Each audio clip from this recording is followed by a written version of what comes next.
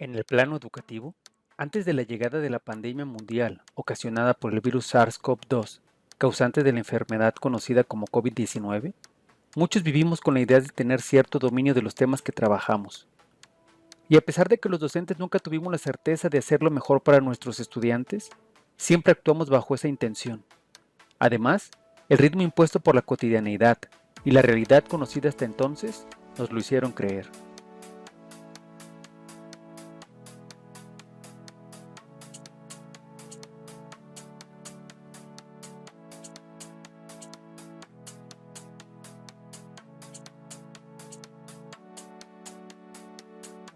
Si se alcanza a compartir, si se ve el documento. Sí, Kenan, justo estás aquí con la compartiendo ya. Adelante, Kenan. Bien, nosotros elegimos la estructura mayormente de Ander y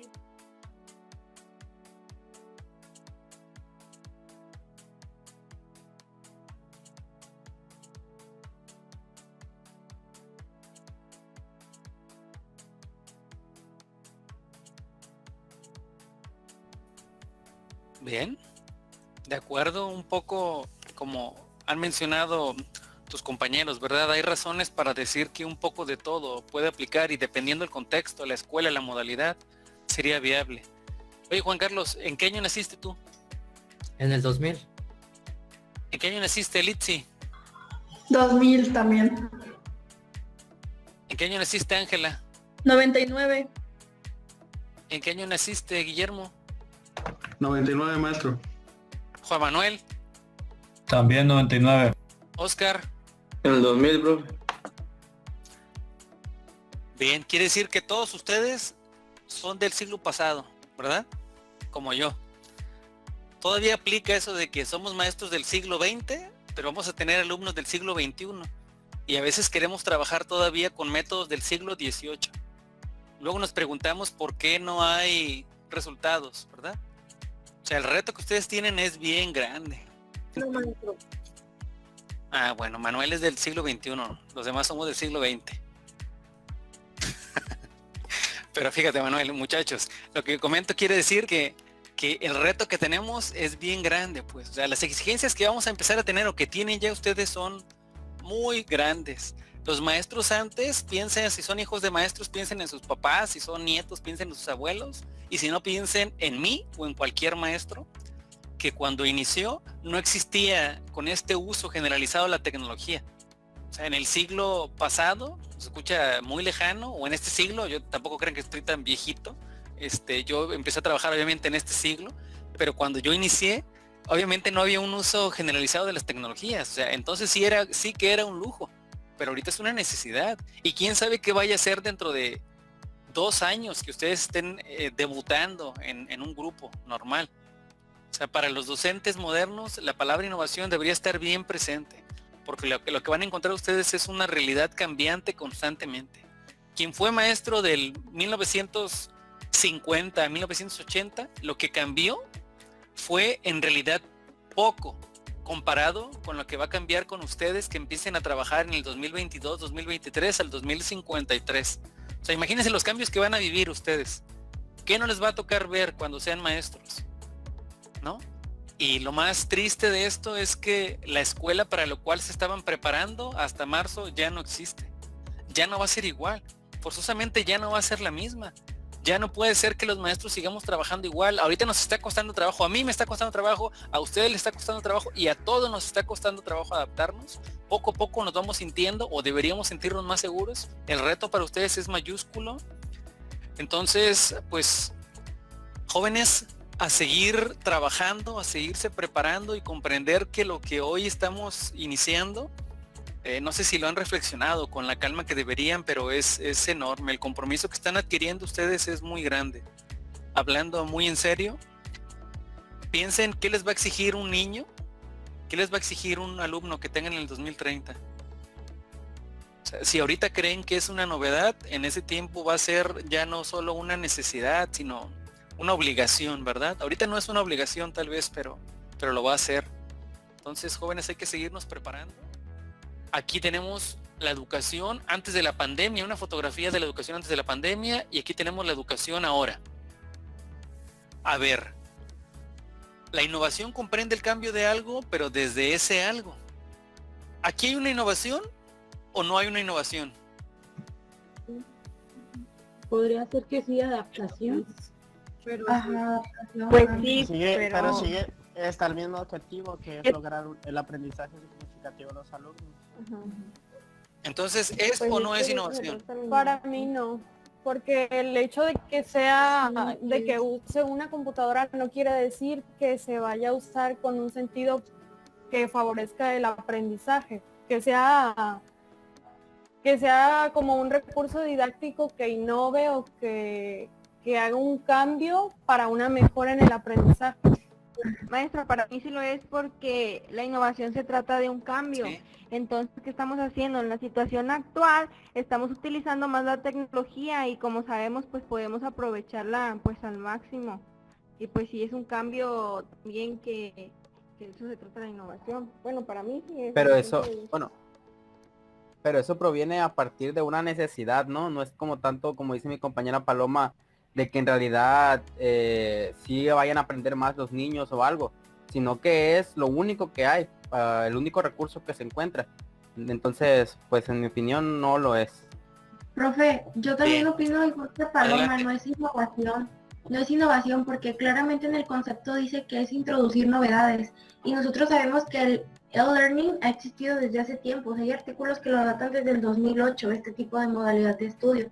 Claro, ya en grados superiores, pero ya ha existido, entonces no es una innovación. Bien, los escucho.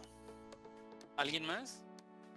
Más que dar continuidad a ese debate realizado junto a mis alumnos sobre qué sí y qué no es innovación, considero que lo importante es ser autocrítico sobre nuestra actuación.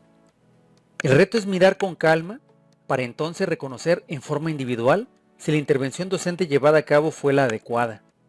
Al mismo tiempo, nos ayudaría a reflexionar sobre qué es lo que hacemos, su utilidad y eficacia para los objetivos planteados en los distintos espacios curriculares. En resumen, analizar cuáles han sido nuestras formas de ejercer la profesión. Discernir si lo que estamos haciendo se adapta a las exigencias que cada momento nos ha planteado, antes de la pandemia, durante el trabajo de 1 año y medio a la distancia, e incluso de los 2 meses en que, en el caso específico del IEN, hemos retornado a las actividades presenciales en la mayoría de los semestres dentro de esta nueva normalidad. Por mi parte, del trabajo a la distancia, no soy capaz de elegir una sola experiencia o calificarla como la mejor, porque sé que cada una buscó serlo y que yo, de acuerdo a mis posibilidades, aprendizajes y experiencias, en cada momento elegí potenciar. Pienso desde los primeros meses de la pandemia en que creí que con dar continuidad a un espacio habilitado en la plataforma del instituto sería suficiente para las semanas en que pensé que estaríamos alejados de las aulas.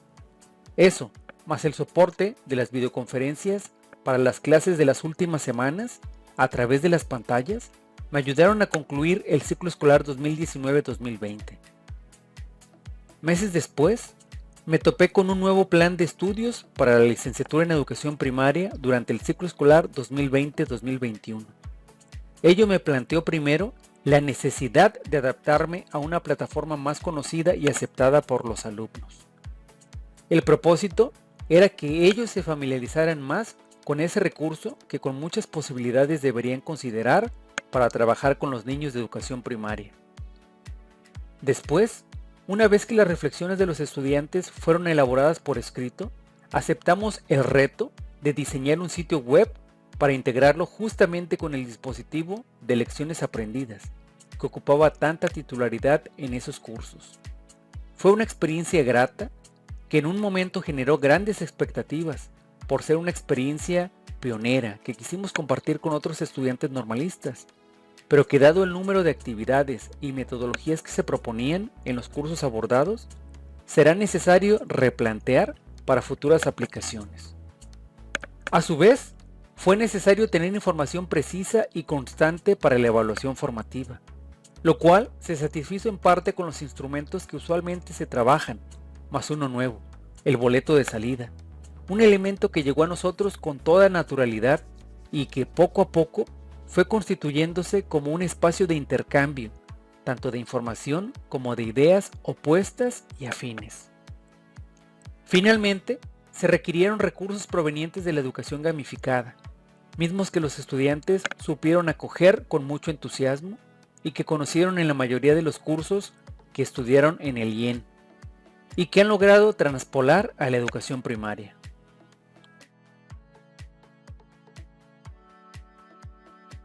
En el momento actual, tras casi 3 meses de trabajo durante el ciclo escolar 2021-2022, de los cuales 6 semanas se fueron en el trabajo en la modalidad a distancia y otras 7 en el trabajo presencial, recuerdo en todo momento una entrevista realizada a Fred Franzen al respecto de las medidas que deberíamos adoptar los docentes para procurar una educación de calidad.